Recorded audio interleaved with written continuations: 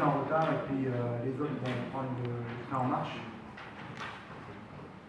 Donc, la première table ronde intitulée La diaspora sénégalaise face à l'effort de construction nationale. Quel bilan, quelle perspective? Alors, cette première table ronde sera co-animée par Abdou Sonko, qui est notre secrétaire général, et en même temps par Ousseynou Seck, qui est le vice-président chargé des relations avec les partis politiques, avec l'extérieur, les institutions. Voilà. Donc sans plus tarder, on vous donne la parole pour démarrer.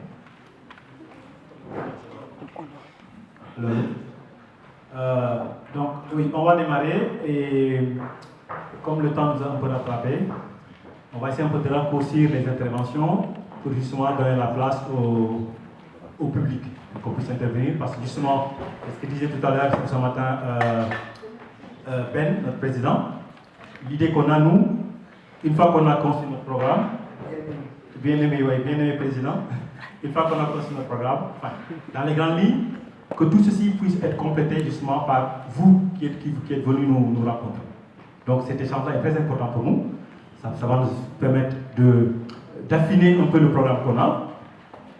Actuellement, il est en 16 points, mais il peut passer à 12, 15, 14, 17, 25, etc. Et même si on reste à 16 points, le contenu de chaque point peut évoluer en fonction de ce que nous avons recueilli auprès de vous. Voilà. Donc moi, je vais parler 5 minutes maximum, même un peu moins, parce que la question qui nous a été posée, c'est la diaspora sénégalaise face à l'effort de construction nationale, quel bilan, quelle perspective? Voilà. Donc il ne va pas s'agir de faire un inventaire de tous les dispositifs qui existent, aussi bien de l'État que des institutions internationales. On va juste recueillir quelques éléments qu'on a glanés à gauche, à droite, spécifiquement sur des études par exemple, pour justement essayer de répondre justement à cette question-là.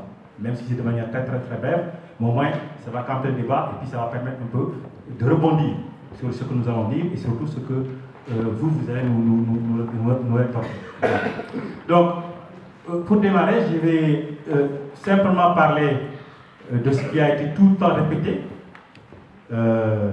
C'est que la contribution des Sénégalais de l'extérieur chaque année, qui aujourd'hui, tout le monde dit que c'est autour de 1000 milliards, mais moi je vais repartir sur des chiffres qui nous permettent de détailler ceci de manière beaucoup plus circonstanciée, beaucoup plus simple pour un peu voir comment cette répartition, comment cette manne que l'on a au Sénégal est un peu répartie et surtout pointer quelque part toutes les inégalités qu'il y a au niveau régional et qui vont aussi nous permettre de réfléchir comment mieux adapter cet apport qu'on a au Sénégal pour que justement contribuer de manière beaucoup plus efficace à l'économie du Sénégal.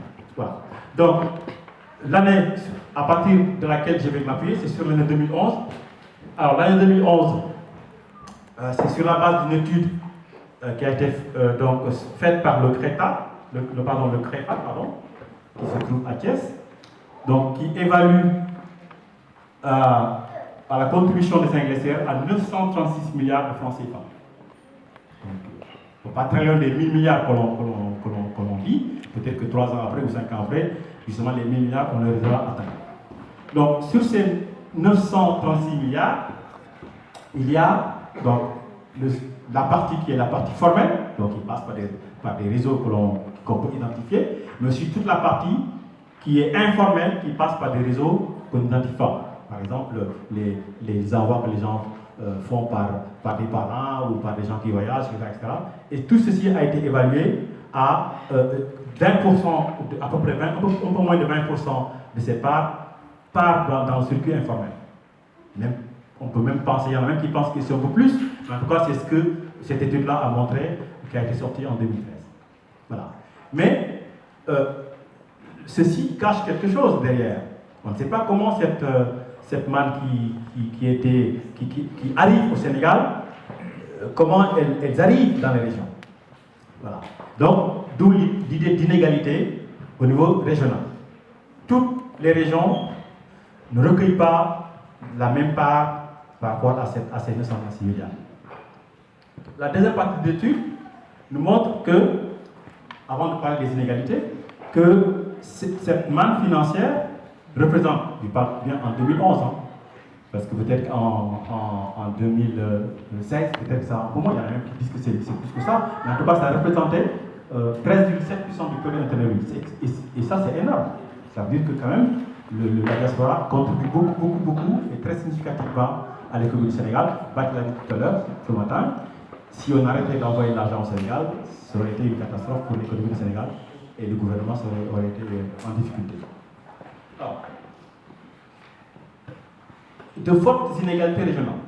Ça veut dire que toutes les régions ne bénéficient pas de la même manière de cette manne financière. Quand on regarde les 5 premières régions sur les 14, ces 5 premières régions, accaparent presque 73% de cette manne financière. Donc c'est une très forte inégalité. Ça veut dire qu'il y a beaucoup de régions qui ne bénéficient pas beaucoup de cette manne. Alors ça, on peut l'expliquer, parce que toutes les régions n'ont pas le même niveau d'immigration. Il y a des régions où les personnes qui sortent de l'extérieur sont de moins en moins nombreuses. Mais en tout cas, les régions en tête, parmi les 5, il y a la région de Diourbel, ça on peut le deviner, Dakar, Kaolack, Thiès et Matam. Et les régions qui sont vraiment les régions qui bénéficient peu de cette manne, c'est Fatick, Ziguinchor, Tambacounda, qui ne recueillent que 3 et 4%. Donc ça veut dire que si on veut vraiment que cette manne financière contribue de manière significative à nos régions, il va falloir faire un effort, en tout cas l'État de la part de l'État, pour justement essayer de corriger cette inégalité-là. Parce que cette inégalité, de manière absolue, on ne peut pas la corriger parce que les gens contribuent de manière automatique à leur région d'origine, bien que ça peut varier. Mais pour qu'on puisse corriger cette inégalité-là, il faudrait que l'État fasse des efforts pour que ceci puisse être fait. Voilà, soit en incitant les gens, en mettant beaucoup plus d'argent là où la contribution est la moindre, mais en tout cas, il y a une action que l'État doit faire pour que justement cette inégalité-là puisse être corrigée. Voilà. Donc 3 slides justement pour camper le débat. Mais je vais... Alors, bon, je vais juste m'arrêter là, à parler un peu de notre élément qui contribue beaucoup à l'effort national. C'est l'aide au développement. Donc l'aide au développement qui est beaucoup portée par les associations. Donc Diaspora for Real, on l'avait dit plusieurs fois, hein, on s'appuie beaucoup sur les associations qui en tout cas en France, qu'on a un peu évalué à 700 associations. On a comptabilisé à partir d'un enregistrement qu'on a recherché dans les listes des associations françaises. Il y a 700 associations en France qu'on peut dire des associations de regroupement sénégalais. Quand on compte toutes les autres associations qui sont pas forcément des associations sénégalais, mais qui interviennent au Sénégal, en recherchant par mots-clés le mot Sénégal ou des noms de villes dans les objets, donc on trouve autour de 4000 associations, ce qui est énorme. Donc ça veut dire aussi, cette part-là, cette partie de l'info qu'on va chercher, on peut la retrouver pour essayer de contribuer beaucoup plus, en tout cas d'affiner pour être plus efficient dans le fait de contribuer à l'effort national. Bon, je vais essayer de m'arrêter là parce que sinon il y a beaucoup de choses à dire, mais comme je l'ai dit tout à l'heure, l'idée c'est qu'on puisse échanger avec vous, peut-être qu'il y a d'autres choses qui vont sortir de ce que vous allez intervenir pour qu'on puisse nous affiner notre programme et ce que nous voulons faire. Merci.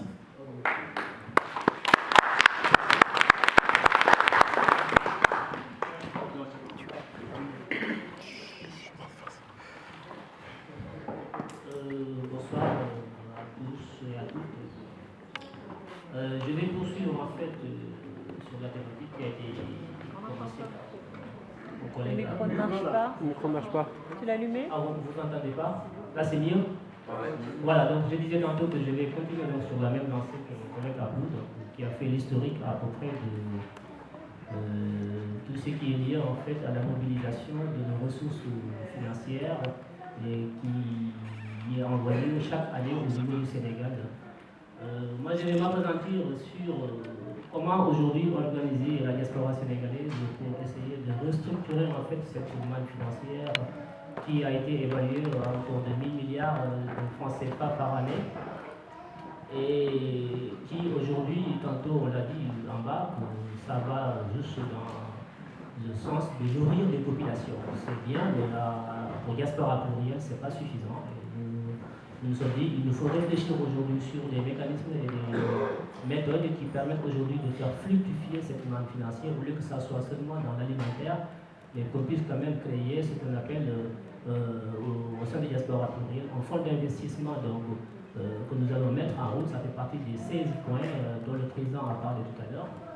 Nous avons donc décidé de mutualiser l'ensemble en fait de nos capacités financières, essayer de voir comment on peut, à travers donc, ce fonds d'investissement qui est destiné à financer les projets portés par la diaspora, aussi bien au niveau local ici en France qu'au niveau du Sénégal, pour appuyer les initiatives privées, personnelles de la diaspora, ici en France ou au Sénégal.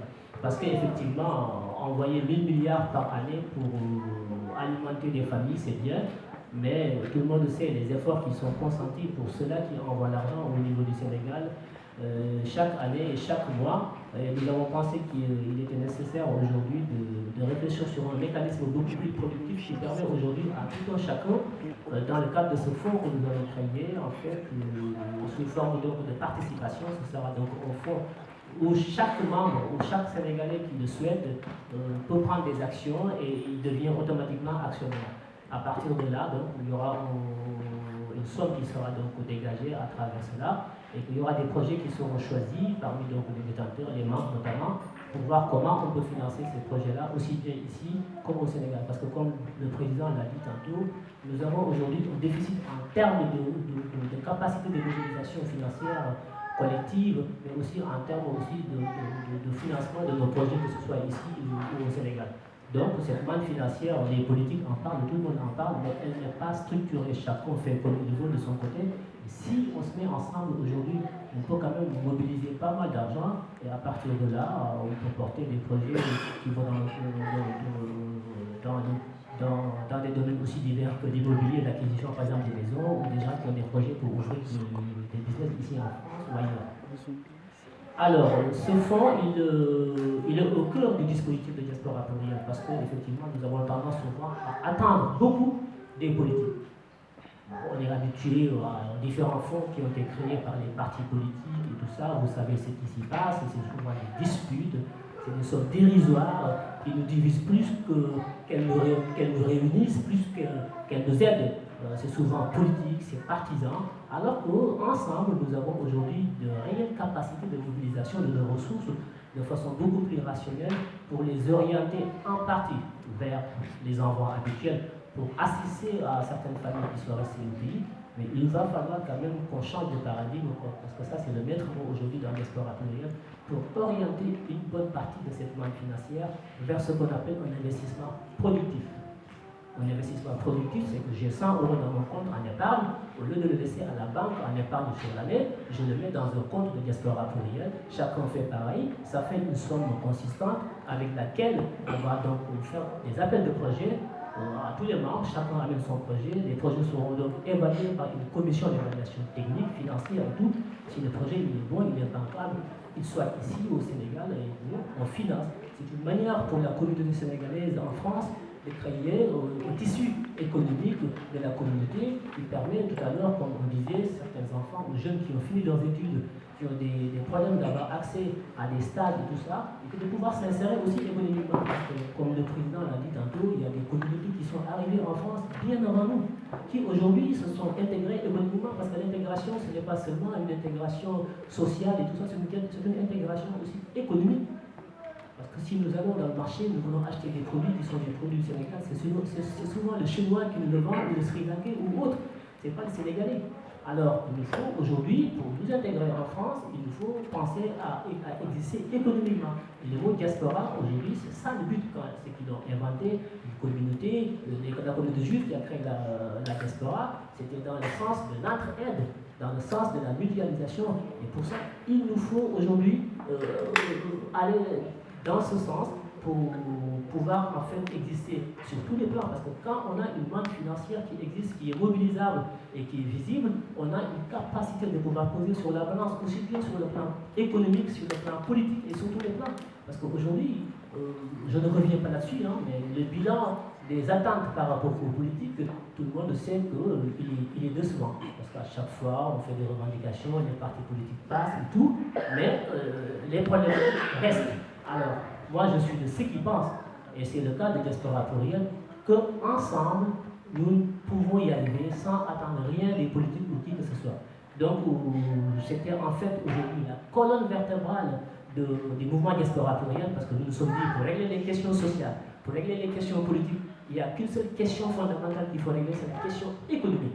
Si nous existons économiquement, nous allons exister politiquement, nous allons exister sur tous les autres aspects. Et voilà ce à quoi aujourd'hui Diaspora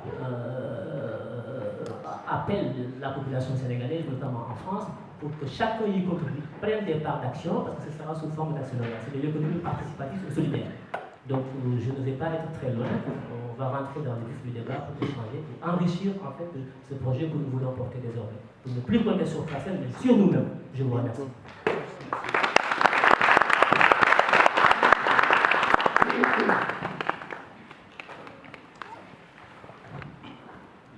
La richesse ne nuit pas. Donc voilà, l'exposé a été assez court, je pense que vous avez des grandes lignes. On voudrait avoir le ressenti de la salle, des propositions éventuellement, ou bien ce que vous pensez de ces deux analyses en ce qui concerne l'économie au sein de la diaspora. Donc ce qu'on va faire sans pour autant s'embarrasser sur des listes, déjà s'il y a une personne qui veut parler, ben, on lui donne la parole en attendant que les autres personnes s'inscrivent. Et je pense que tout le monde peut s'inscrire, donner son avis. Hein. Ici on peut dire tout ce qu'on veut. On n'a pas besoin de professionnels.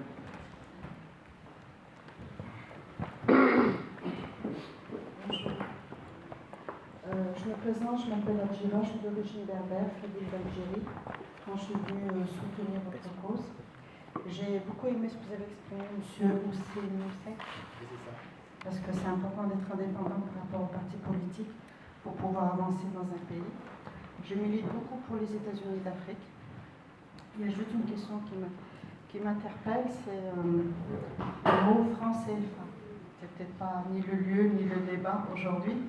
C'est un mot qui me fait grincer les dents. Donc j'espère que dans votre association, dans notre société, vous avez quand même un groupe de personnes qui militent pour que ce franc CFA, le franc du colonisateur, ne puisse plus être en Afrique.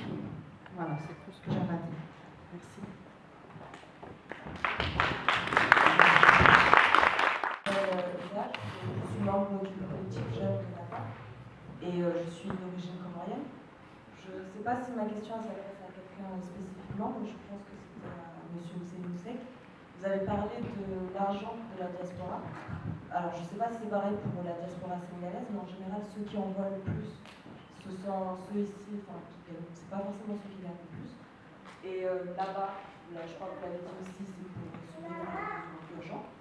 Donc en fait, quand vous parlez de mobiliser les fonds de la diaspora, en fait, est-ce qu'il faut faire, c'est des sous qu'il faut sortir en plus et ne pas envoyer aux besoins, parce que c'est vraiment des besoins urgents qui ou est-ce que c'est appeler justement la diaspora qui réussit bien et qui n'envoie pas forcément au commun, enfin, est-ce que c'est pour appeler de nouvelles personnes à participer et à participer au projet de développement, etc. Ou c'est faire payer plus à ceux qui n'ont pas déjà beaucoup et qui ont moins. Effectivement, nous n'avons pas de cible spécifique par rapport donc, à la tranche qui va participer en fait, à ce système de financement participatif. Donc ce sera un système d'actionnariat qui sera défini et que chacun, en fonction de ses moyens, prendra des parts d'action comme une société normale, privée, à part que nous, ce ne sera pas privé. Donc pour répondre en même temps par rapport à la question de la sécurité, effectivement, il y aura donc une organisation avec un conseil d'administration qui aura donc une mission donc, de veille et de vérification de tout le processus de fonctionnement qui sera défini, avec une expertise en termes d'ingénierie financière qui sera dedans, donc des avocats et des des experts en termes de finances, de conseils juridiques et tout ça, qui seront en back-office pour que l'affaire soit quand même quelque chose de costaud et de confiant, parce qu'effectivement, dès qu'on parle d'argent, il faut une confiance derrière. Sans la confiance, c'est pas facile de gagner. Donc la première bataille, c'est de rassurer en fait ceux-là qui ont envie de participer, de dire écoutez, moi j'ai 10 ou 20 ou 30 ou 40 euros qui dort à la banque, au lieu de laisser ça à la banque, je mets ça dans le compte de Diaspora Plurielle pour participer à l'effort de construction, aussi bien ici en tant que membre de la diaspora sénégalaise, parce qu'on a tel ou tel projet, pour les jeunes, on a envie de faire des études dans les grandes écoles, on n'a pas cette moyenne, les banques souvent c'est réticent parce que j'ai un titre de séjour, je ne suis pas français, souvent on n'a pas de moyens parce que c'est des choses que nous connaissons. Alors on tape à la porte de Diaspora Plurielle, moi j'ai un projet pédagogique, je suis jeune étudiant, je vais aller à Sciences Po ou telle école, parce que j'ai un projet que j'en ai plus tard, voilà mon projet, est-ce que je peux avoir 5 000, 10 000 euros pour aller à l'école? On vérifie si c'est bancable ou on le finance, parce que ça rentre dans le but de Diaspora Plurielle, c'est d'assister la diaspora. Il va faire ses études, il va sortir avec la garantie de l'emploi parce qu'il a fait une grande école, il va rembourser. C'est un exemple que je donne. Donc ce sera quelque chose de carré, de sécurisé, de rassurant. Alors, chacun va participer pour revenir sur votre question en fonction des moyens dont il dispose. Il n'y a pas une tranche, ce n'est pas les plus élevés ou les moins élevés. Donc c'est participatif, c'est le choix de celui qui veut contribuer. Parce qu'envoyer l'argent au Sénégal pour permettre aux familles de consommer, il faut savoir que 90% de ce que nous consommons au Sénégal est souvent importé. Quand on envoie de l'argent au Sénégal pour acheter du riz, sachez que nous sommes en train de subventionner l'agriculture algérienne qui nous vend le riz. Donc à chaque fois que nous envoyons de l'argent au Sénégal pour les familles, que ce soit les médicaments, que ce soit le riz, que ce soit n'importe quoi, nous sommes en train de subventionner une agriculture qui se passe à des milliers de kilomètres du Sénégal. On ne rend pas service à l'économie du pays, parce que nous sommes une économie extravertie qui importe 90% des produits que nous consommons. Il nous faut inverser cette tendance en faisant quoi? En mobilité. Nous sommes pauvres peut-être. L'État est pauvre, mais nous sommes riches individuellement. C'est l'État, en tant qu'appareil, qui n'a pas d'argent peut-être.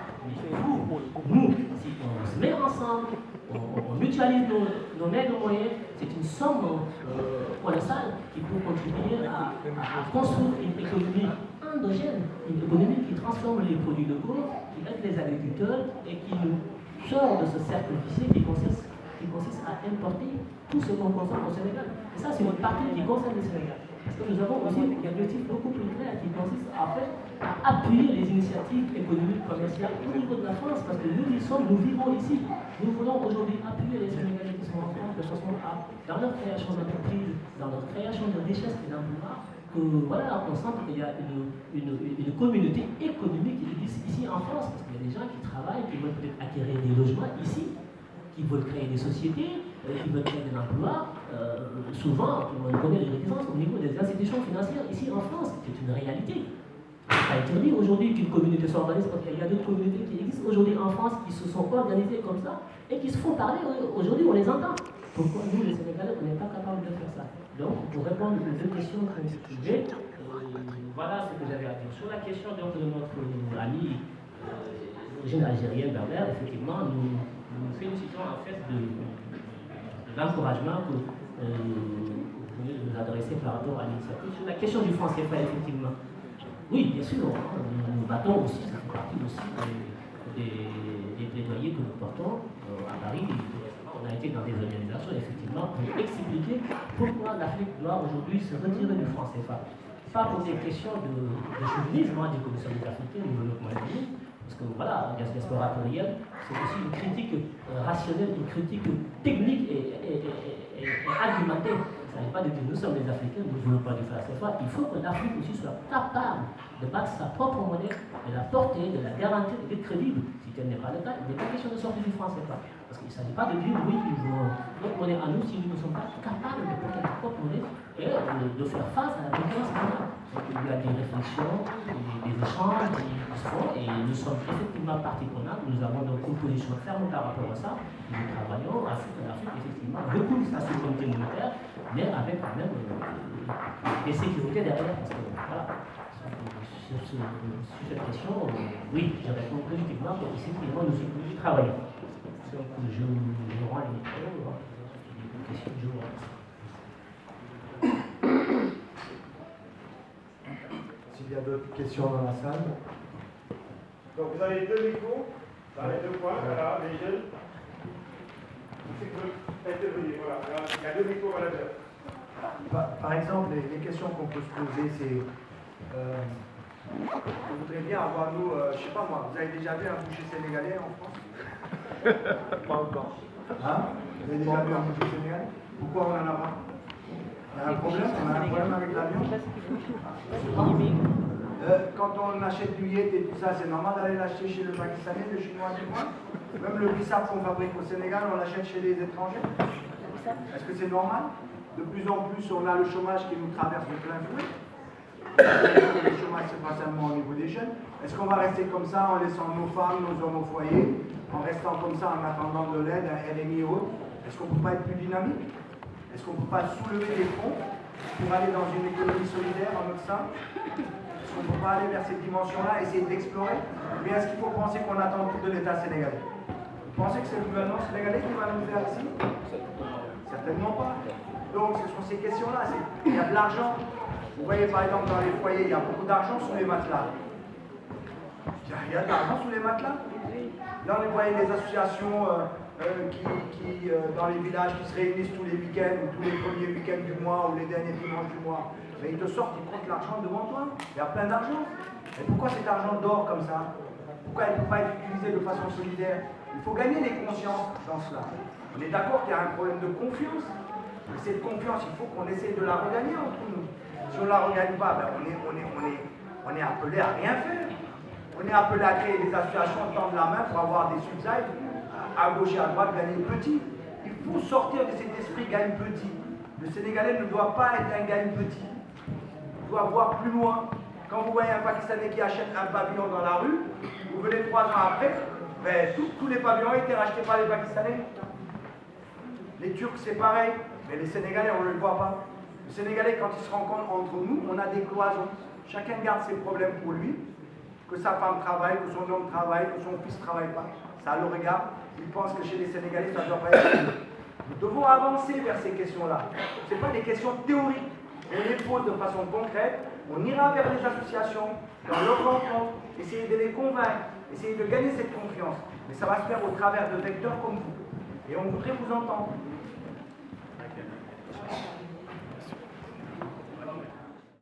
Bonjour. Bonjour, je m'appelle Pape Gaï. Je ne voulais pas intervenir tout de suite, mais en entendant parler le président M. Benjeloun, je me suis dit je ne peux pas rester comme ça sans rebondir sur ce qu'il vient de dire. Je pense que nous autres Africains, si on n'arrive pas à faire quelque chose dans ce beau pays qui nous a accueillis, c'est parce que nous manquons de solidarité. On n'est pas solidaire. Vous parlez tout de suite de si dans un coin vous voyez un boucher sénégalais. On ne peut pas voir un boucher sénégalais. La raison est très simple. Quand on passe devant le boucher sénégalais, on préfère aller voir l'autre boucher qui est à côté et laisser le Sénégalais en place. Parce qu'on se dit, si on va au boucher sénégalais, il va s'enrichir et il va passer devant nous. Et ça, c'est une idée qui est ancrée dans la mentalité des Africains. Les Chinois, quand ils viennent ici, ben, ils sont solidaires. C'est pour ça que vous voyez plein de Chinois qui réussissent dans ce qu'ils font. Ici, on ne peut pas voir un Africain réussir dans ce qu'il fait. Il y a trop de jalousie. Les gens ne sont pas solidaires. Et avec le manque de solidarité, on ne peut pas arriver à quelque chose. On a beau parler, nous on n'a que le discours. L'Africain ne fait que parler. L'Africain n'agit. Et je pense que c'est pas avec des paroles qu'on peut faire le monde. Les gens qui réussissent quelque chose, c'est des gens qui s'aident, qui s'aiment entre eux. Ici, il n'y a pas d'amour. Je pense que c'est perdu. Avant, on avait des valeurs. Mais je pense que les Africains, quand ils quittent leur continent, quand ils viennent ici, les valeurs, ils les laissent chez eux et ils épousent ce qui est mauvais ici. Oui, là, je ne dis pas que tout est mauvais ici. Il y a du bien, Mais quand je viens de chez moi, j'amène le bien de chez moi et j'épouse le bien que je trouve sur place. Et ça, on a tendance à l'oublier. Donc tout ce que je peux donner comme contribution, c'est de pousser tout un chacun à être solidaire. Aimons-nous les uns les autres. Et avec ça, on ira loin. Merci. Bonjour.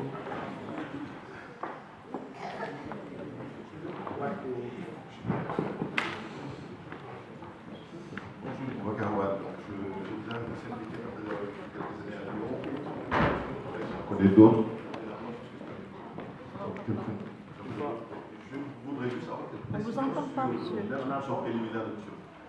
Je passe en micro. On n'entend pas après. Le micro. Je n'ai pas besoin de micro pour couvrir l'amphi généralement. Voilà. Je voulais juste quelques précisions sur les considérations préliminaires sur l'interprétation de M. Sonko. Nous sommes à une étape de construction, donc c'est une étape de débat préliminaire. Et il y a des choses qui m'interpellent sur vos considérations d'introduction, notamment les considérations statistiques.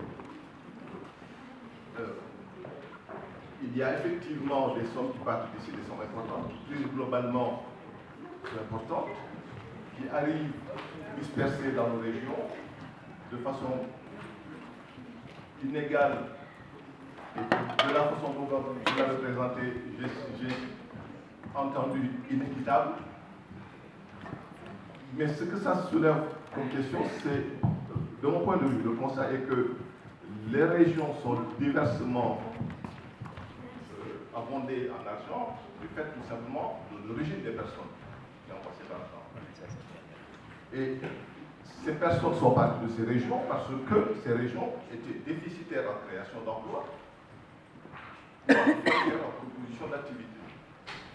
Donc ce sont les régions les plus défavorisées qui ont produit le plus de personnes à l'extérieur, ce qui fait que ce sont ces personnes qui envoient le plus d'argent. Vous posez le postulat peut-être d'une nécessité de redistribution de cet argent au niveau national. Ma question est que, est-ce que cet argent qui arrive de façon différenciée crée aujourd'hui des distorsions de développement? Si les distorsions de développement ne sont pas créées, est-ce qu'il est nécessaire d'organiser une redistribution? D'autant plus que, plus globalement, cet argent est important, mais ne perdons pas de vue l'envoi est individuel. Ça, c'est une première chose. Deuxième chose, aussi sur laquelle je voudrais attirer votre attention, j'ai entendu 2 ou 3 fois l'expression il faudrait que ça participe de l'économie. Cet argent participe de l'économie.